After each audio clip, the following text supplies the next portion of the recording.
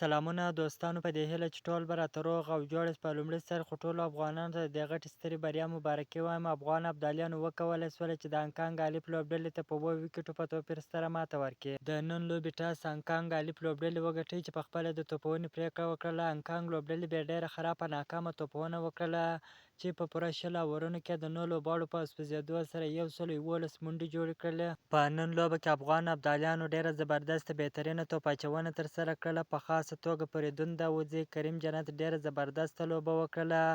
کریم جنت په 4 اورونو کې 12 منډې ورکړلې چې 3 مهمې ویکټې یې واخیستلې. داسې فریدون داودزي هم ډېره زبردسته لوبه وکړله چې په 4 اورونو کې 30 منډې ورکړلې او 2 مهمې ویکټې یې واخیستې. ننګیالي خروټ بیا په 3 اورونو کې 14 منډې ورکړلې، 1 مهمه ویکټه یې هم واخیستله. د 112 منډو هدف په تعقیب کې افغان ابدالیانو ډېره زبردسته بهترینه لوبه ترسره کړله چې په 13.5 اورونو کې یاد هدف ترلاسه کړي چې هانګکانګ الف لوبډلې ته په 7 ویکټو په توپیر ستره ماته ورکړله.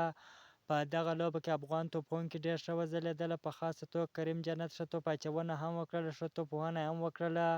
کریم جنت په 27 توپونو باندې 40 چټکې ناسوځېدلې منډې جوړې کړلې. داسې زبید اکبري هم 30 منډې جوړې کړلې چې دغه لوبه یې وګټله.